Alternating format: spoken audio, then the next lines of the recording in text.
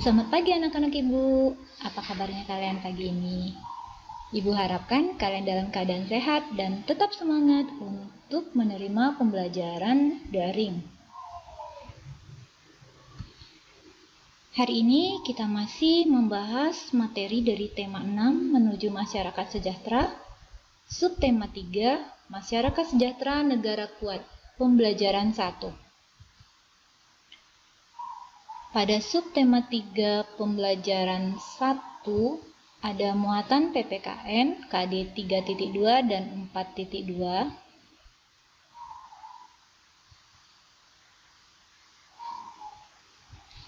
Muatan bahasa Indonesia KD 3.8 dan 4.8.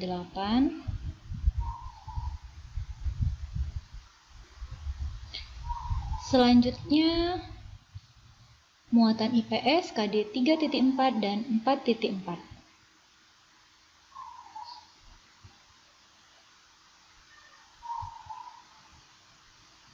Sebelum Ibu melanjutkan materi pembelajaran hari ini, marilah kita berdoa menurut agama kita masing-masing. Berdoa dimulai. Selesai. Pesan Ibu, jika kalian akan keluar rumah, jangan lupa menggunakan masker ya. Kamis pagi, tanggal 17 Agustus 2018, Udin beserta teman-temannya mengikuti upacara peringatan Hari Ulang Tahun Kemerdekaan Republik Indonesia di halaman sekolah. Kegiatan upacara diikuti oleh Bapak Ibu Guru, karyawan, serta seluruh siswa. Dalam kesempatan itu, kepala sekolah bertugas sebagai pembina upacara. Upacara tersebut bertujuan untuk menanamkan rasa cinta tanah air serta jiwa patriotisme pada seluruh peserta didik. Dalam upacara tersebut, kepala sekolah menegaskan bahwa kita sebagai warga negara harus mampu mempertahankan dan mengisi kemerdekaan dengan baik. Dengan demikian, diharapkan akan tercipta masyarakat Indonesia yang sejahtera. Mengikuti kegiatan upacara dalam rangka memperingati Hari Ulang Tahun Kemerdekaan Republik Indonesia atau Proklamasi Kemerdekaan merupakan bentuk tanggung jawab sebagai warga negara. Dengan mengikuti upacara tersebut akan tumbuh rasa cinta pada negara. Selain itu, kamu akan mengingat perjuangan para pahlawan yang gigih dan pantang menyerah untuk mewujudkan negara Indonesia merdeka, sehingga akan tumbuh rasa menghargai jasa para pahlawan. Sebagai manusia, kamu harus mampu menjalankan tanggung jawabmu kepada Tuhan Yang Maha Esa, diri sendiri, masyarakat, bangsa, dan negara. Apa yang dimaksud dengan tanggung jawab? Ya, tanggung jawab adalah kesadaran manusia akan tingkah laku atau perbuatan baik yang disengaja maupun tidak disengaja. Berikut adalah manfaat sikap tanggung jawab. 1. Seseorang akan dapat dipercaya, dihormati, dihargai, dan disenangi orang lain. 2. Muncul sikap berani mengakui kesalahan yang dilakukan dan mau mengubahnya dengan tindakan lebih baik. 3. Membuat seorang anak akan bertindak lebih hati-hati dalam melakukan sesuatu. Contoh sikap tanggung jawab. 1. Tanggung jawab kepada Tuhan, menjalankan perintah dan menjauhi larangannya. 2. Tanggung jawab kepada diri sendiri, menjaga kesehatan, keamanan, kebersihan, dan bertanggung jawab terhadap perbuatan. 3. Tanggung jawab kepada keluarga. 4. Tanggung jawab kepada masyarakat. 5. Tanggung jawab kepada bangsa dan negara dengan cara menjaga kesatuan dan persatuan bangsa, mencintai tanah air, melestarikan bahasa dan seni budaya. Sekarang mari kita baca teks bacaan berikut. Wujud tanggung jawab sebagai warga negara.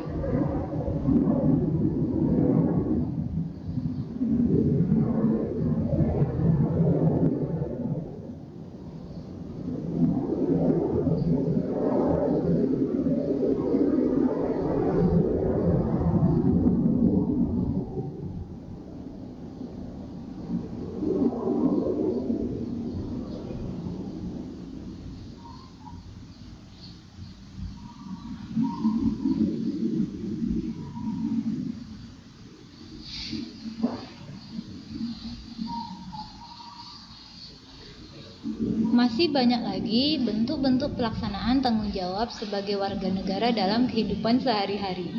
Di antaranya, melaksanakan kewajiban membayar pajak dan ikut berpartisipasi dalam kegiatan upacara bendera.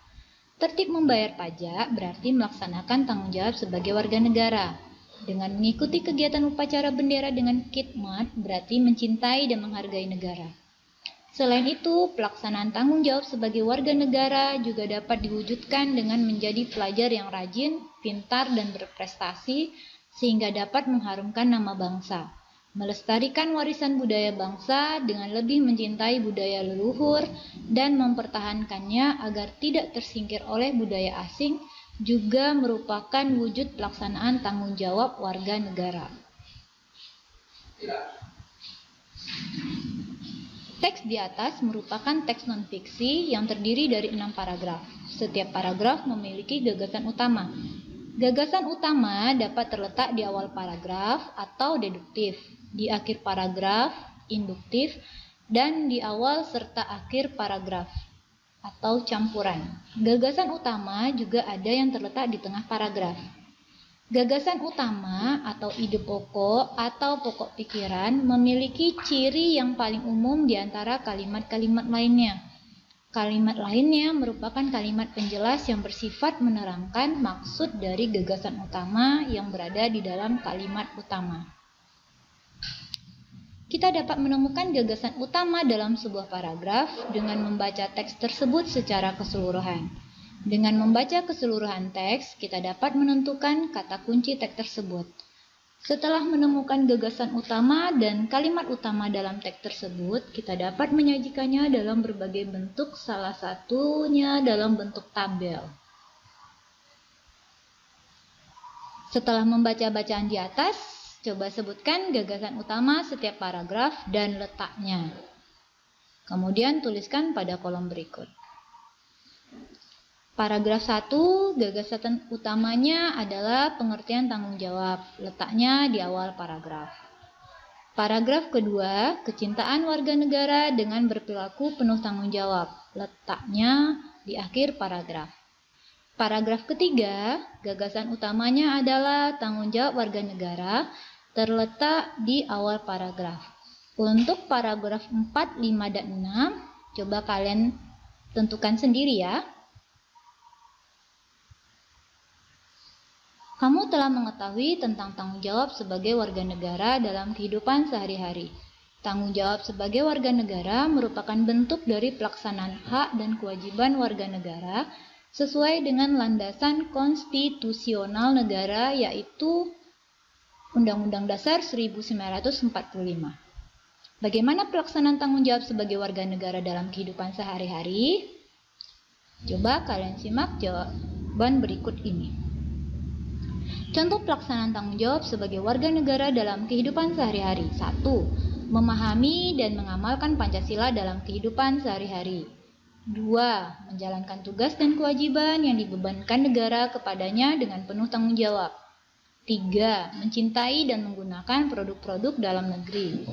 4. Memperkokoh persatuan dan kesatuan dengan cara saling menghargai.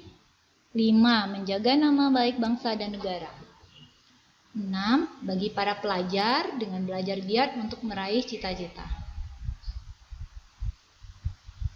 Saat Udin dan teman-temannya mengikuti kegiatan upacara peringatan Hari Proklamasi Kemerdekaan Republik Indonesia di halaman sekolah, ada pembacaan teks pembukaan Undang-Undang Dasar 1945. Pembacaan teks pembukaan Undang-Undang Dasar 1945 tersebut diucapkan dengan lantang oleh salah satu peserta didik sebagai petugas upacara. Seluruh peserta upacara mendengarkan dengan hikmat dan penuh perhatian. Dalam teks pembukaan Undang-Undang Dasar 1945 tertulis tujuan negara yang salah satunya adalah memajukan kesejahteraan umum.